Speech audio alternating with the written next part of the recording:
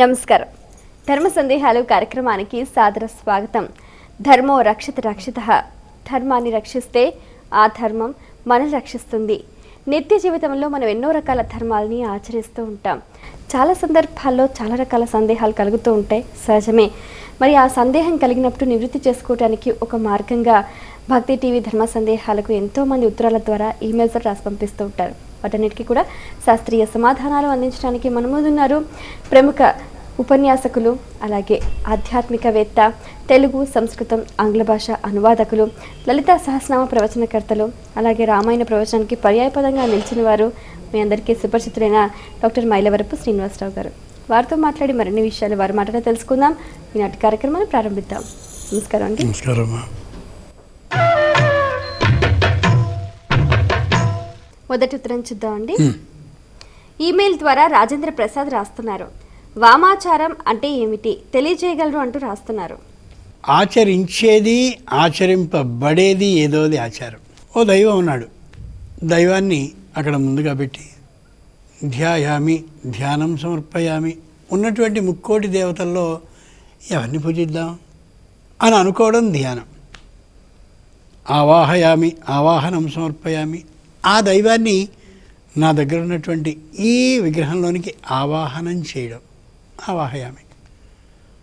ఆ వచ్చినటువంటి మహానుభావుని తెలుసుకుని, ఆహా వచ్చావా నాయన సంతోషం అని అర్ఘ్యం సమర్పయామి, చేతులు కడగడం, పాద్యం సమర్పయామి, పాదాలను కడగడం, ఇలా ఒక క్రమం ఏదైతే ఉందో అది ఆచారం.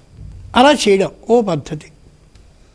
మొత్తం అంతా ఆయనకి నివేదన పెట్టేసిన తర్వాత తాంబూలాన్ని ఇచ్చి, అయ్యా నేను ఈ పని చేయదలుచుకున్నాను, నేను ఫలాని శంకరుడికి ఏదో అభిషేకాన్ని చేయదలిచాను కాబట్టి నా ఎదురుగా ఉన్న శివలింగంలోకి ఆ శంకరుని రప్పించి, ఈ శంకరుని రప్పించి అభిషేకం చేయడానికి ముందుగా విఘ్నం లేకుండా ఉండడం కోసం వినాయకుడిని నువ్వు ప్రార్థించి తీసుకొచ్చి ఇక్కడ ఆ కష్టం రాకుండా చెయ్యని ఇలా చేయడం ఏదైతే ఉందో ఇదంతా ఆచారం. ఈ ఆచారాలు రెండు. మనం అనుకునేటటువంటి వామాచారం, దానికి ముందు దక్షిణ ఆచారం. దక్షిణాచారం అంటే ప్రసిద్ధంగా వస్తూ ఉండేటటువంటిది. వామాచారం అంటే వ్యతిరేక దిశగా ఆచరించే విధానం. ఇది చిత్రంగా ఉంటుంది. కొందరికి అనిష్టాన్ని కలిగించేటటువంటి దేవతామూర్తులకి ఓ విధమైన వామ ఆచార విధానాన్ని ప్రాచీనులు చెప్పారు. అవి తంత్ర విధానంలో కనిపిస్తుంది. పువ్వులతో మనం పూజిస్తూ ఉంటే బూడిదతో పూజ చేయడం అనే ఒక విధానం ఉంది. దాన్ని భస్మ పూజ అంటారు. అలాగే స్వచ్ఛమైనటువంటి తెల్లని పుష్పాలతో ఆయనకి అర్చన చేస్తూ ఉంటే బొగ్గులతో అర్చన చేసేటటువంటి విధానం ఉంటుంది. యథార్థంగా అందరూ స్వీకరించేటటువంటి ద్రవ్యాలని ఆయనకి నివేదన చేస్తూ ఉంటే అలాంటి ద్రవ్యం కాని దాన్ని నివేదన చేసే విధానం ఉంటుంది. కొద్దిగా మనం అరు పక్క నుంచి ఇటు పక్కకి మారితే ఉచ్చిష్ట గణపతి విధానం అని ఉంటుంది శాస్త్రంలో. ఆ ఉచ్చిష్ట గణపతి విగ్రహం కూడా అదో చిత్రమైన పద్ధతిగా ఉంటుంది. అమ్మవారు అయ్యవారు పక్క పక్కనే కూర్చున్నా వారి ఇరువురి యొక్క భంగిమ కూడా వేరు పద్ధతిగా ఉంటూ ఉంటుంది. అమ్మవారి చేయి, అయ్యవారి తుండము చిత్రమైన భంగిమలో కనిపిస్తూ మరో తీరుగా కనిపిస్తుంది. ఆ విగ్రహాన్ని చూస్తే అబ్బో అని ఒక విధమైన భయము, అదేదో తనము కనిపిస్తుంది. ఇలాంటి విధానాన్ని ఆచారం కానీ చేసినట్టయితే వామ ఆచారము అంటారు. అలాంటి వామాచారాన్ని కానీ చేస్తే అకస్మాత్తుగా ఎదిగిపోతాడు టక్కన. అబ్బాయి మొన్నటి వరకు ఏం లేదండి, 5-6 ఏళ్ళ నుంచి చాలా బాగా ఎదిగిపోయాడు. అది వామాచార విధానాన్ని చేస్తే కలిగేది. ఎంత వేగంగా గాలిపటంలో ఎదిగిపోతూ వెడతాడో అంత అకస్మాత్తుగాను పాతాళానికి పడిపోతాడు. అది వామ ఆచార విధానం.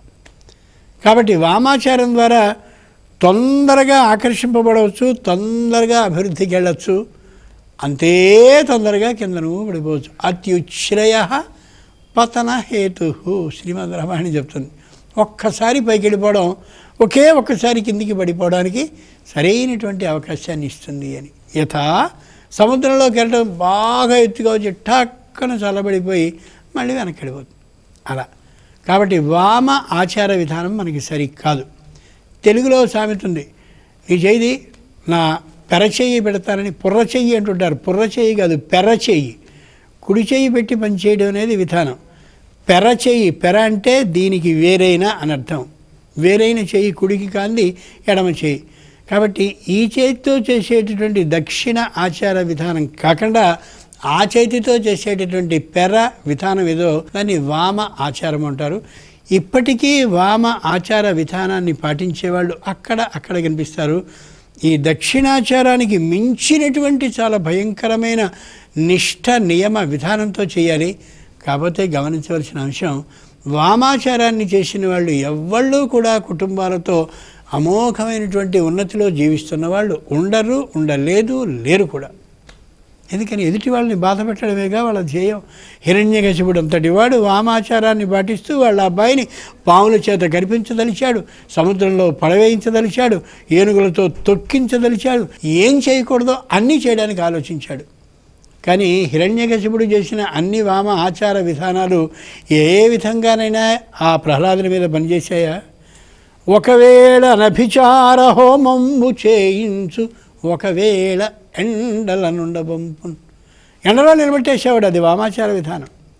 అభిచార హోమం చేతబడి అంటామే, అది చేయించేవాడు, ఏం కాలేదే. కాబట్టి పరమేశ్వరుని నమ్ముకున్నట్టయితే వామ ఆచార విధానం ద్వారా ఏం చేసినా అది జరగదు.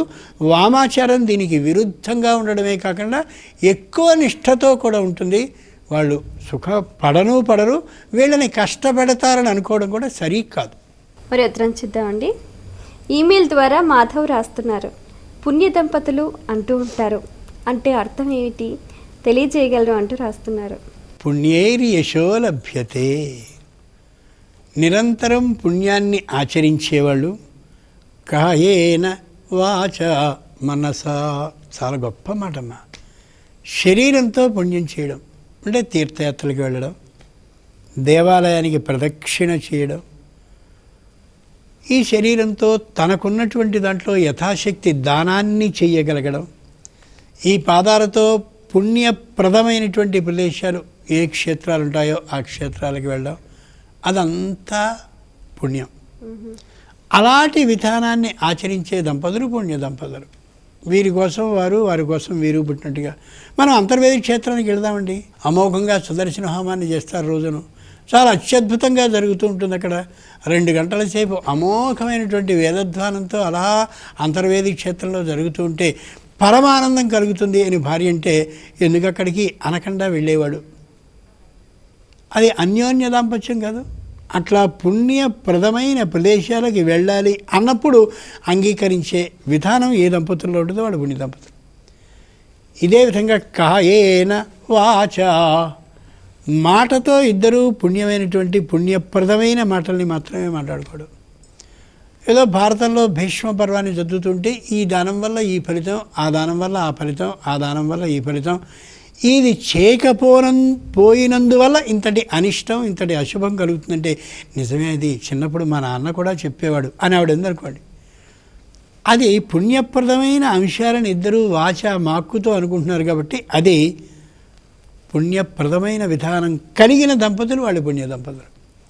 మేము చదువుకునే రోజుల్లో కొవ్వూరు ఆంధ్రగీరవాణి విద్యాపీఠంలో ఆ రోజుల్లో వారాలు చదువుకుంటూ ఉండేవారు కొంతమంది. ఈవేళ చాలా పెద్ద ఉద్యోగాల్లో వాళ్ళు ఉన్నారు, అనేకమైన గ్రంథాలను రాశారు.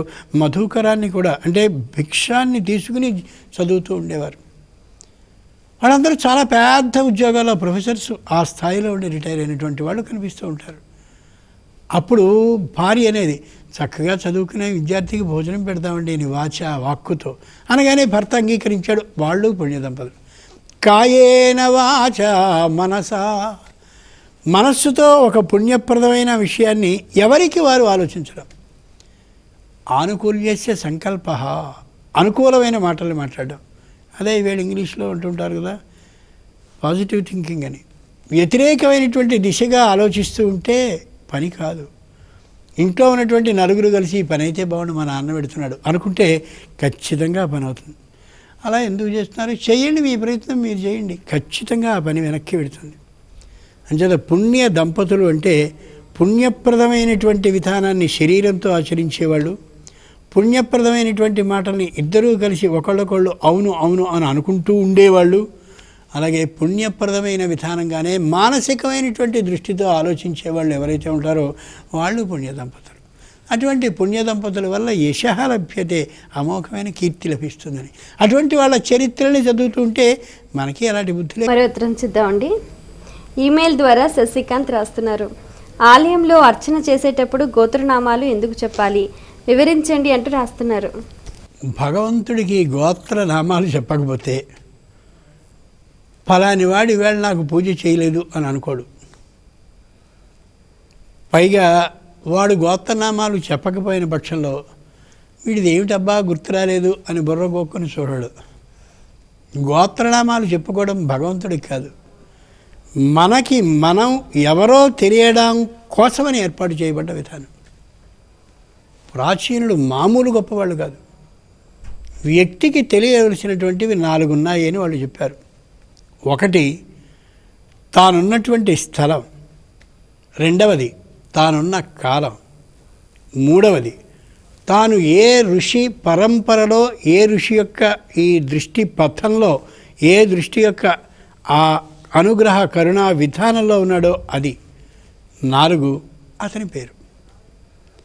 అంచేతనే అద్య బ్రహ్మణ ద్వితీయ పరార్థే, బ్రహ్మగారి యొక్క 100 సంవత్సరాల ఆయుష్యకాలంలో ద్వితీయ పరార్థే, మొదటి 50 ఏళ్ళు అయిపోయాక రెండవ 50 సంవత్సరాల్లోని మొదటి సంవత్సరంలో శ్వేత వరాహ కల్పంలో వైవస్వత మనువు పరిపాలిస్తున్న కాలంలో 17,28,000 సంవత్సరాల కృతయుగం అయిపోయాక 12,96,000 సంవత్సరాలు కల త్రేతాయుగం అయిపోయాక 8,64,000 సంవత్సరాలుండే ద్వాపరయుగం గతించాక 4,32,000 సంవత్సరాలుండే కలియుగంలో, అందులో ప్రథమ పాదంలో అంటే 4,32,000లోని 4వ వంతు మొదటిదైన మొదటి 1,08,000 సంవత్సరాల్లో నేను నాన్న ఇలా కాలాన్ని గురించి చెప్పడం.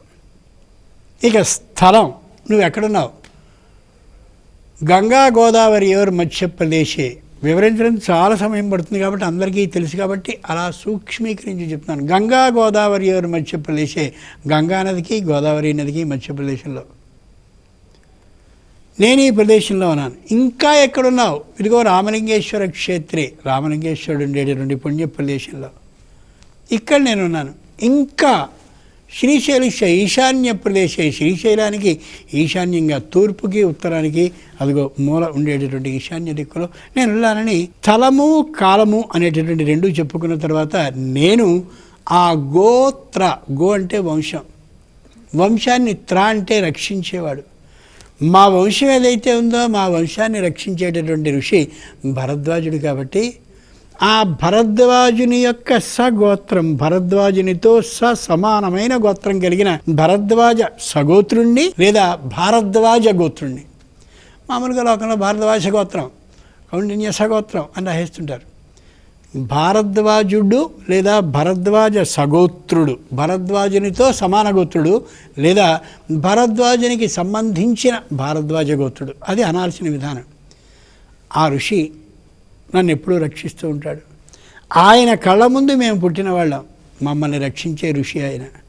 అంచేత ఏ శుభకార్యం జరిగినా, ఏ అశుభకార్యం జరిగినా, ఏం జరిగినా ఆ ఋషికి నివేదించి మనం ఈ పని చేస్తూ ఉంటాం.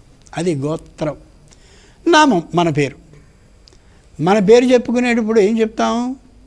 ఏ మహానుభావుడైనటువంటి ముత్తాత ఉన్నాడో, ఆ తర్వాత తాత ఉన్నాడో, ఆ తాతగారి తండ్రి ఉన్నాడో, అంటే కొడుకు, ఆ తాతగారి కొడుకు అయిన తండ్రి ఉన్నాడో, మనని కన్నటువంటి ఏ తండ్రి ఈయన అవుతున్నాడో అదిగో చెప్పుకొని నమస్కరించుకుంటూ ఈ విధమైనటువంటి వేదానికి చెందినవాడిని, ఆ వేదంలో ఈ శాఖకి చెందినవాడిని అని మామూలుగా తెలియజేసుకుంటాం. కాబట్టి గోత్రనామాలని, మన చిరునామాని మనం గుర్తుంచుకునేందుకు పరమేశ్వరుడికి చెప్పుకునేదే తప్ప పరమేశ్వరుడిది చెప్పలేదు కాబట్టి మనం పూజ చేసినట్టుగా నమోదు చేసుకోడు అనడం సరికాదు. ప్రతి వ్యక్తికి అది తెలియాలి. నేను ఇక్కడున్నాను, ఈ స్థలంలో ఉన్నాను, నా పేరు ఇది, నన్ను రక్షించే ఋషి ఫలానివాడు అని తెలియాలి. అది ఒక విధమైనటువంటి దరఖాస్తుని పూర్తి చేయడం లాంటిది. ఈవేళ మనందరికీ ఆధార్ కార్డులు, ప్రత్యేకమైనటువంటి ఐడి కార్డులు ఇస్తున్నారే, ఈ విధానం అంతటికీ కూడా నిజమైనటువంటి మూలమైన విధానం అది. ప్రయత్నించిద్దామండి. ఈమెయిల్ ద్వారా అరవింద్ రాస్తున్నారు, సుబ్రహ్మణ్య స్వామిని నాగదేవత స్వరూపంగా ఎందుకు పూజిస్తారు, తెలియజేయగలరు అంటూ రాస్తున్నారు. మన సంప్రదాయంలో చిత్రమైన విధానం ఉంది. సుబ్రహ్మణ్యేశ్వరుడు అనగానే ఆయన ఒక దైవం అని మామూలుగా అనేసేసుకుని శంకరునికి సంబంధించిన పుత్రుడిగా ఊహించుకుని అటు వినాయకుడు ఇటు సుబ్రహ్మణ్యేశ్వరుడు కూర్చుంటే మధ్యలో పార్వతీ పరమేశ్వరుడు ఉంటారని నేను మనిషిగా ఊహించుకుంటాం. సుబ్రహ్మణ్యేశ్వరుడు అనేటటువంటి ఆయన మన శరీరంలో ఉండేటటువంటి కుండలిని శక్తికి సంపూర్ణమైనటువంటి సంకేతం. సుబ్రహ్మణ్య ఈశ్వరుడు ఆయన పేరు. మనం మార్గశీర్ష శుద్ధ షష్ఠి నాడు ఆ పుట్టలో పాలని పోస్తాం. పుట్ట ఎవరో కాదు, మనమే. ఇలా బాసింపెట్టు వేసుకుని కానీ కూర్చున్నప్పుడు వెనుక నుండి మనం చూస్తే విశాలమైనటువంటి పిరుదు భాగం పుట్ట అడుగు భాగం. పోను పోను ఇలా తల దగ్గరికి వెళ్ళేసరికి సన్నగా ఉండే విధానం పుట్ట ఉండేటటువంటి విధానం. ఆ పుట్ట పైన ఉండేటటువంటి చిల్లు ఏదైతే ఉందో అది ఈ శిరస్సు మధ్యలో ఉండేటటువంటి బ్రహ్మరంధ్రానికి సంకేతం. ఇక్కడ పాలని పోయడము అంటే పాలు జ్ఞానానికి సంకేతం కాబట్టి తెల్లగా ఉంటాయి. కాబట్టి ఈ శరీరం నిండుగా జ్ఞానాన్ని నింపడం, ఏది చేయకూడదో ఏది చేయవచ్చునో దాన్ని నింపడం. అంచేత సుబ్రహ్మణ్యేశ్వర స్వామి ఎవరైతే ఉన్నారో ఆయన శరీరంలో ఉండే కుండలిని శక్తికి సంకేతం. కుండలము అంటే పాము చుట్ట అని అర్థం. పాము ఇలా ఉన్నప్పుడు కింద చుట్టు వేసి కూర్చుంటుంది, చుట్టలు వేసి కూర్చుంటుంది. ఆ మూల ఆధార చక్రంలో 3 చుట్టలు చుట్టుకొని పాము ఆ రెండవ చుట్టని కొద్దిగా అలా పైకి లేపి తన తలని రెండవ చుట్ట కింద అలా పెట్టుకుని ఇలా నిద్రిస్తూ ఉంటుంది. అది పాము పడుకునే తీరది. ఎప్పుడైతే దాని తోకనో దాని శరీరాన్నో ఇలా చిన్నగా అంటామో అప్పుడు టక్కని మెల్లగా తలని తన చుట్ట మధ్యలోంచి తీసి ఇలా మెల్లిగా కదలిక వచ్చి మెల్లిగా ఇలా పైకి లేస్తూ ఆ పై దాకా వచ్చి ఇక్కడికి వస్తుంది. సాగదీసిన వెన్నెముక ఏదైతే ఉందో అది నిలబడ్డ పాము యొక్క శరీరం. ఇలా పడగ విప్పి నిలిచిన విధానం ఈ తల వెనుక నుంచి ఇలా ఉండి ఈ తల వరకు వ్యాపించే విధానం. ఈ చుట్టలు చుట్టుకున్నటువంటిది మూల ఆధార చక్రానికి సంకేతం. అంచేత ఏ సుబ్రహ్మణ్య ఈశ్వర స్వామి ఉన్నాడో ఆయన శరీరంలో కుండలిని శక్తిని మెల్లిగా అలా పెంచి పైపైకి తీసుకొచ్చి అమోఘమైనటువంటి అమృత బిందువుల్ని ధారాప్రవాహ రూపంగా శరీరం నిండుగా నిండింప చెయ్యాలి అని చెప్పడానికి సంకేతం. ఈ రోజుల్లో కుండలిని శక్తిని జాగృతం చేసి ఇక్కడ అమృత బిందువులని చిలికింపజేసుకుని ధారాప్రవాహంగా శరీరం నిండుగా కుండలిని ప్రవహింపచేసుకోవడం అనేది ఈ కాలంలో ఈ రణగుణధ్వనుల్లో ఇన్ని ఆలోచనల్లో ఈ విధానంలో అసాధ్యమనేటటువంటి విషయం. యథార్థాన్ని ఒప్పుకుంటే యథార్థానికి యథార్థం చాలా కష్టం. ఏ మహానుభావులైనటువంటి వాళ్ళు కేవలం ప్రపంచానికి దూరంగా జీవించేటటువంటి వాళ్ళు ఎక్కడో అరణ్య ప్రాంతంలో, రణానాం భావ అరణ్యం, ప్రతి ఆలోచనలు ఏవైతే ఉన్నాయో అన్ని ఆలోచనల సమూహంతో నిండిన ఈ శరీరం అంతా అరణ్యం. ఈ రణ్యం కాని ప్రదేశం ఏదో అది అరణ్యం. అక్కడికి వెళ్ళి దాని గురించి ఆలోచిస్తే అది వస్తుంది తప్ప మిగిలిన వాళ్ళు కుండలిని ఎంత గురించి చెప్పినప్పటికీ అది ఉపన్యాసం మాత్రమే తప్ప ఆచరణలో ఉండేది కాదు. ఎంత స్పష్టంగానో ప్రాచీనులు చెప్పారు. కాబట్టి సుబ్రహ్మణ్యుడు కావాలంటే, నిజమైనటువంటి అతి పవిత్రమైన శరీరం కలిగిన వాడు కావాలి అంటే కుండలిని శక్తిని అలా జాగృతం చేసుకుని అక్కడి నుంచి అమృత బిందువుల్ని చిలికింపజేసుకున్న సందర్భంలో మాత్రమే అతడు సుబ్రహ్మణ్యుడు కాగలడు అనేది దాని అంతరార్థం. అయితే సుబ్రహ్మణ్యేశ్వర స్వామిని దేవసేనాధిపతిగా కూడా కొలుస్తూ ఉంటారు కదండి. ఆయన దేవ సేనాపతి, దేవతల వైపున సైన్య ఆధిపత్యాన్ని స్వీకరించి దేవతల వైపున సేనాపతిగా ఉన్నాడు తప్ప దేవసేనాపతి, దేవసేనకి భర్త అనే అర్థం కాదు. నిజానికి పూర్వులు ఏది చెప్పినా సంకేత రూపంగా చెప్పేవారు. అలాగే వల్లి ఒక ఆవిడ భార్య. ఈయనకి ఏం చెప్తారు? వల్లి అంటే చుట్టలు కలిగినది అని అర్థం. చుట్టలు కలిగి ఉండడం, దేవతల వైపు సేనాపతిత్వాన్ని చేయడం అనే ఈ 2 విధానాలని బట్టి దేవతలకి సేనాపతి, చుట్టలుగా కలిగి ఉండడం ఏదుందో అది సుబ్రహ్మణ్య విధానానికి ఇదనమాట. శరీరంలో అసుర సంపద లేకుండా దేవతల వైపు సేనాపతిగా ఉండి అన్ని దైవ లక్షణాలే కలిగి ఉండి దైవ ఆలోచనలు కలిగడం ఏదైతే ఉందో అది సుబ్రహ్మణ్య విధానానికి అనుకో. అందుకనే దైవాసుర సంపద విభాగ యోగం అని మనకి భగవద్గీతలో ఒకటి కనిపిస్తుంది. ఇదంతా యోగానికి సంబంధించిన విషయం అది. అంచేత సంపూర్ణమైన దైవ భావనలు కలిగి ఉండడం సుబ్రహ్మణ్య విధానానికి వెళ్ళే మార్గ లక్షణం. మరి ఎత్తురొచ్చిద్దామండి. ఈమెయిల్ ద్వారా గాయత్రి రాస్తున్నారు. మొక్కును మర్చిపోతే కలిగే దోషం ఏమిటి, పరిహారం ఏమిటి తెలియజేయగలను అంటూ రాస్తున్నారు. అసలు మరిచిపోయే మొక్కును మొక్కుకోవడం ఏంటి? నీ మీదే నీకు అంత నమ్మకం లేకపోతే అసలు మొక్కుకోవాల్సిన అవసరం ఏంటి? ఎప్పుడైతే మనం మొక్కును మొక్కుకుంటున్నామో అదొక ప్రతిజ్ఞతో సమానంగా భావించి నిశ్చయంగా తీర్చగలగాలి తప్ప మొక్కుకోవడం మర్చిపోవడం అంటే కృతజ్ఞత లేకపోవడం అని అర్థం. కృత చేయబడ్డదానికి గుర్తుంచుకునే తనం లేకపోవడం. కాబట్టి ఏమండి వాడు నాకు సాయం చేశాడు, నేను వాడికి సాయం చేయకుండా ఎగ్గొడితే ఏమైనా తప్ప అని అడిగితే ఎంత గొప్పో, అలాగే మొక్కుని తీర్చకపోతే మర్చిపోతే ఏమిటి అని అనేది కూడా అంతే తప్పు. కాబట్టి మొక్కుకోబోయే సందర్భంలోనే తీర్చగలిగినంత మొక్కుని మాత్రమే స్వయంగా మొక్కుకోవాలి. మొక్కుకున్న తర్వాత తీర్చి తీరాలి. ఇంకో మాట కూడా చెప్తే శాస్త్రం ఏం చెప్తుందంటే, నువ్వు మొక్కుకున్నావు కాబట్టి నువ్వు తీర్చుకో, ఆ కోరిక తీరినా తీరకున్నా చెయ్యి, భగవంతుడు బాకీ పడతాడు, నీ మొక్కు తీరేలా చేస్తాడు, సత్ఫలితాన్ని అనుగ్రహిస్తాడు అని. ఎంత గొప్ప మాట అది. చాలా సంతోషం అండి. మీ అమూల్యమైన సమయాన్ని కేటాయించి మా ప్రేక్షకుల ధర్మ సందేహాలకు శాస్త్రీయ సమాధానాలు అందించినందుకు ధన్యవాదాలు. చూశారు కదండి, ఇది ఇవాల్టి ధర్మ సందేహాలు కార్యక్రమం. మీకు కూడా ఏమైనా ఆధ్యాత్మిక ధర్మ సందేహాలు కలిగితే మా ఈ కార్యక్రమానికి మీ సందేహాలని క్లుప్తంగా సూటిగా స్పష్టంగా పోస్ట్ కార్డుపై లేదా ఈమెయిల్స్ ద్వారా రాసి పంపించండి. మా చిరునామా ధర్మ సందేహాలు, కేర్ ఆఫ్ భక్తి TV, road number 92, Jubilee hills, Hyderabad 5,96,000. మా ఈమెయిల్ ఐడి bhaktihyd@gmail.com. మరో కార్యక్రమంలో మీ సందేహాలు మా పండితుల సమాధానాలతో మళ్ళీ కలుసుకుందాం. అంతవరకు సెలవు. నమస్కారం.